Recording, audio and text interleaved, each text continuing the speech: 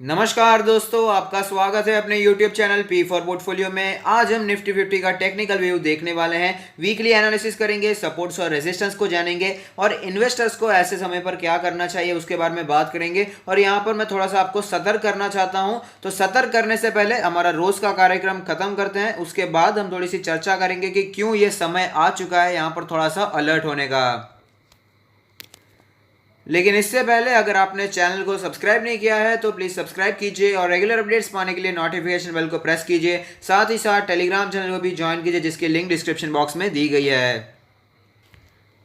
सबसे पहले तो बात कर लेते हैं निफ्टी 50 के पी रेशियो का। तो आप देख पाएंगे 14 अगस्त 2020 यानी कि फ्राइडे को दिन जो लास्ट ट्रेडिंग सेशन था 31.09 का निफ्टी 50 का पी रेशियो हमें दिखाई दिया था। 30 प्लस तो भूल जाइए, यहाँ पर हमें 31 प्लस के नंबर्स यहाँ पर दिखाई दे रहे हैं। प्राइस तो लगातार ऊपर जा रहे हैं लेकिन यहाँ पर अर्निंग्स में गिरावट देखने को मिल रही है, इसीलिए यहाँ पर पी रेशियो ऊपर जाता हुआ नजर आ रहा है। तो नॉर्मली अगर हम हिस्टोरिकल डेटा देखते हैं तो यहाँ पर अगर 22 टू 25 26 तक चलता है निफ्टी 50 का पी तो हम कह सकते हैं कि ठीक है, यहाँ पर चल रहा है, फेयरली वैल्यूड यहाँ पर हम माना जाता है। नॉर्मली जब मार्केट क्रैश से भी पहले हमारा जो 31 जनवरी देखेंगे या फिर जब क्रैश हुआ उसके पहले का समय देखेंगे तो तभी भी जो निफ्टी 50 का पी चल रहा था वो 25 के आसपास ही चल रहा था। तो इस हिसाब से काफी ज्यादा ऊपर चल रहा है। अगर उसे 27 भी आना होगा तो हमें निफ्टी 50 में 10% का भारी करेक्शन देखने को मिल सकता है। अगर हम बात करें यहाँ पर F I I D I I data के बारे में तो आप देख पाएंगे एफ आई आई ने मंथ टिल डेट में यहाँ पर 11,627 करोड़ की नेट बाइंग की है, जबकि डी आई आई ने यहाँ पर मंथ टिल डेट यानी कि अब तक 15 अगस्त तक 6,554 करोड़ की नेट सेलिंग यहाँ पर दिखाई दे रही है। तो इससे तो हमें पता चलता है कि यहाँ पर एफआईआई लगातार माल ले रहे हैं और डीआईएस लगातार अपना माल बेचकर निकलते जा रहे हैं। तो अब चलते हैं निफ्टी 50 के चार्ट्स पर, वहां पर कैसी सिचुएशन बनी हुई है उसके बारे में भी बात कर लेते हैं। तो आप देख सकते हैं धमाकेदार रिकवरी हमें देखने को मिल रही है मार्च के लोस के बाद। उसके बाद हमें 11,300 के आसपास के लेवल्स भी देखने को मिल रहे हैं। अगर बात करें यहाँ पर इंडिकेटर्स के बारे में तो आरएसआई का नंबर कैलकुलेट होकर आता है 57.57। आप देख पाएंगे यहाँ पर लगातार ऐसी सिचुएशन बनी हुई है कि 50 के ऊपर ही हमें आरएसआई का नंबर ट्रेड करता हुआ नजर आता है। 70 के आसपास जाता है, वापस हमें यहाँ पर गिरावट देखने को मिलती है, वापस थोड़ी सी तेजी देखने को मिलती है, लेकिन इस बार थोड़ी सी तेजी कम हो गई और तुरंत ही गिरावट शुरू होती हुई नजर आ रही है आरएसआई के नंबर के मुताबिक। तो यहाँ पर अगर जून से हम कैलकुलेट करें तो जून से हमें यहाँ पर तेजी ही दिखाई दे रही है। आरएसआई में स्ट्रेंथ ही दिखाई देती है क्योंकि 50 के ऊपर चल रहा है, 60 के आसपास चलता है, तो यहाँ पर आरएसआई में स्ट्रेंथ दिखाई दे रही है। एमएससीडी के बारे में बात करें तो आप देख पाएंगे कि एमएससीडी में जो फिलहाल सिचुएशन बनती हुई नजर आ रही है वो ये है कि फिलहाल तो यहाँ पर हमें बियरिश क्रॉसओवर चलता हुआ नजर आ रहा है। यहाँ पर पूरी कोशिश हो रही थी कि वापस एक बुलिश क्रॉसओवर हो जाए और यहाँ पर हमें तेजी के संकेत वापस दिखाई दे, लेकिन आप देख पाएंगे, ध्यान से देखेंगे तो लास्ट के दो जो हमें कैंडल्स बनती हुई नजर आ रही है वो यहाँ पर हमें जो बार्स बनते हुए नजर आ रहे हैं, रेड बार्स बनते हुए नजर आ रहे हैं, वापस हमें यहाँ पर कंटिन्यूटी दिखाई दे रही है बियरिश क्रॉसओवर में। अगर बात करें बॉलिंजर बैंड के बारे में तो आप देख पाएंगे कि बॉलिंजर बैंड के अपर हाफ में ही फिलहाल स्टॉक ट्रेड कर रहा है।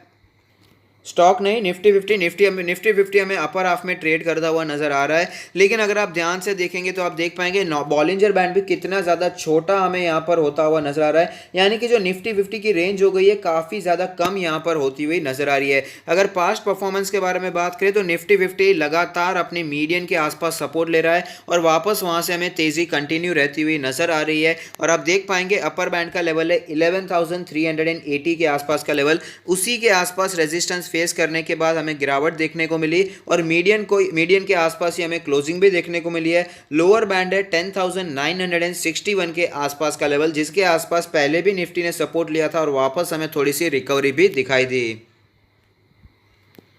पिवट पॉइंट्स के बारे में बात करें तो आप देख पाएंगे पिवट लेवल है 10,904 के आसपास। ऊपर में रेजिस्टेंस की बात करें तो यहाँ पर 11,500 का रेजिस्टेंस दिखाई दे रहा है, उससे भी ऊपर जाए तो यहाँ पर 11,946 का रेजिस्टेंस भी दिखाई देता है। हालांकि यहाँ पर 11,300 का लेवल भी टूटना यहाँ पर मुश्किल फिलहाल दिखाई देता है। नीचे के लेवल्स के बारे में बात करें तो यहाँ पर 10,468 का लेवल दिखाई देता है, उससे भी नीचे जाए तो यहाँ पर 9,863 का लेवल भी दिखाई दे रहा है।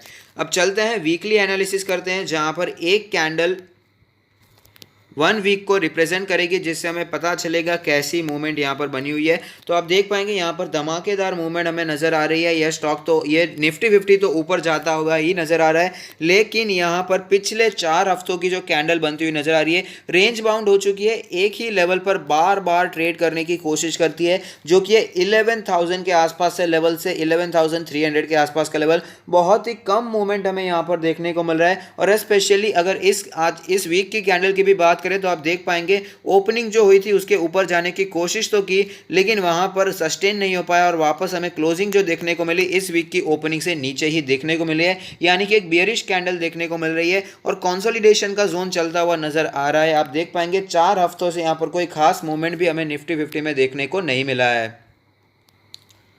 तो यहाँ पर अगर हम ईएमएस के सपोर्ट के बारे में बात करें तो आप देख पाएंगे कि 20 डेज का ईएमए जो कि है येलो लाइन, उसके आसपास बार बार स्टॉक सपोर्ट लेने की कोशिश करता है और वहीं से हमें तेज़ी कंटिन्यू रहती हुई नज़र भी आती है। और आप देख पाएंगे वो उसी लेवल के आसपास सपोर्ट लेता हुआ नज़र आ रहा है। लास्ट ट्रेडिंग सेशन जो हुआ था फ्राइडे का, वहाँ पर भी जो लो निफ्टी 50 ने बनाया था वो 20 डेज के ईएमए के बिल्कुल ही नज़दीक था। आप देख पाएंगे वहीं पर हमें सपोर्ट लेता हुआ नज़र आया था और यहाँ पर 4 दिनों से जो गिरावट देखने को मिली थी तब 20 डेज का ईएमए टूट भी चुका था। लेकिन मैंने आपको तभी भी बताया था कि एक कंफर्मेशन कैंडल चाहिए, एक और दिन ऐसा होना चाहिए कि जो कि 20 डेज के ईएमए के नीचे हो। ऐसा नहीं हुआ और वापस हमें तेज़ी कंटिन्यू रहती हुई नजर आई थी। लेकिन यहाँ पर मूवमेंट काफ़ी ज़्यादा कम हो चुका है। यहाँ पर जो वॉल्यूम्स ट्रेड हो रहे हैं काफ़ी कम होते हुए नजर आ रहे हैं। साथ ही साथ जो कैंडल्स बनती हुई नजर आ रही है काफ़ी ज़्यादा इनडिसिसिवनेस कैंडल बनती हुई नजर आती है और फ्राइडे को यहाँ पर धमाका हो चुका है। और आप देख सकते हैं कि यहाँ पर 1% से भी ज़्यादा की गिरावट फ्राइडे को हमें देखने को मिली है। तो पहला सपोर्ट जो हम एक्सपेक्ट कर सकते हैं और जहां पर निफ्टी 50 ने सपोर्ट लेने की कोशिश भी की है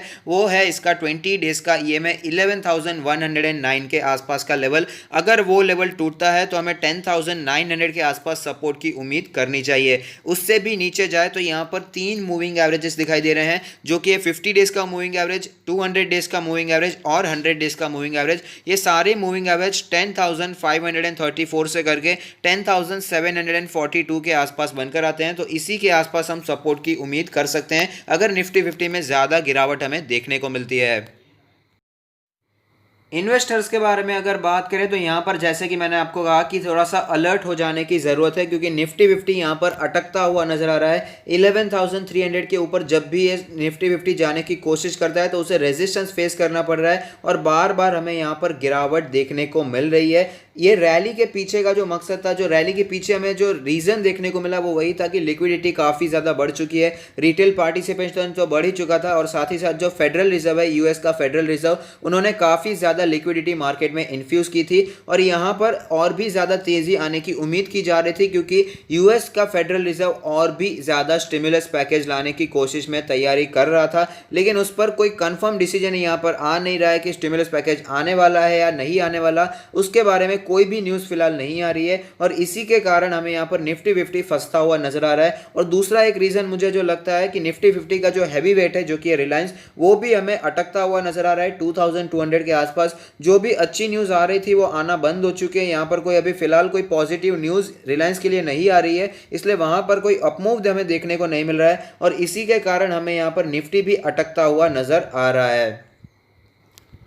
तो ऐसे में एज ए इन्वेस्टर हमें क्या करना चाहिए उसके बारे में बात कर लेते हैं। और जैसे कि मैंने वो don't miss bet stocks to buy now उस वीडियो में भी मैंने कहा था कि कुछ चीज़ें ध्यान रखने वाली है। यहाँ पर अभी समय थोड़ा सा करेक्शन वाला आता हुआ नजर आ रहा है, क्योंकि पी रेशियो भी 30 के ऊपर निकल चुका है, तो करेक्शन तो बनता है। यहाँ पर हमें 5 से 10% का करेक्शन के लिए तैयार रहना चाहिए। यहाँ पर मैं ऐसा नहीं कह रहा कि करेक्शन ज़रूर आएगा, लेकिन पी अगर 31 के भी ऊपर निकल चुका है तो यहाँ पर एक छोटी सी नेगेटिव न्यूज़ भी ट्रिगर कर सकती है मार्केट को गिराने में। इसलिए दोनों साइड हमें तैयार रहना है। हमारे पास पोजीशंस भी है, लेकिन हमारे पास कैश भी होना बहुत ही ज़रूरी है। इसीलिए मैं आपको बार बार कहता आया हूँ, अगर आपके पोर्टफोलियो में कोई ऐसा स्टॉक है जो कि ऐसे ही दौड़ रहा है, फंडामेंटली वीक है, फिर भी मार्केट में लिक्विडिटी होने के कारण ऊपर जा रहा है, तो ऐसे स्टॉक्स को हो सके उतना जल्दी निकाल देंगे तो ही बेहतर होगा। और साथ ही साथ अगर आप अपना पोर्टफोलियो हमसे रिव्यू करवाना चाहते हैं तो उसका प्रोसीजर भी हमने डिस्क्रिप्शन बॉक्स में दे दिया है। तो ऐसे समय पर घबराने की जरूरत नहीं है, यहाँ पर टेंशन फ्री होना है, दोनों साइड के लिए तैयार रहना है। निफ्टी ऊपर जाता है तो भी तैयार रहना है, रेजिस्टेंस को ध्यान में रखना है, नीचे आता है तो सपोर्ट्स को ध्यान में रखना है और कैश अपने हाथ में रखना है। तो नीचे आएगा तो हम बाइंग भी करेंगे और यहाँ पर स्टॉक स्पेसिफिक अप्रोच रखते रहिए। यहाँ पर जो स्टॉक्स अच्छे वैल्यू पर मिलते हैं उन्हीं पर बाइंग कीजिएगा, जो स्टॉक्स भाग चुके हैं उन्हें चेस करने की कोशिश हमें नहीं करनी चाहिए। तो अगर आपको ये वीडियो पसंद आता है तो लाइक कीजिए, शेयर कीजिए, कमेंट कीजिए, सब्सक्राइब कीजिए और मुझे मोटिवेट कीजिए। Thank you, stay happy, happy investing.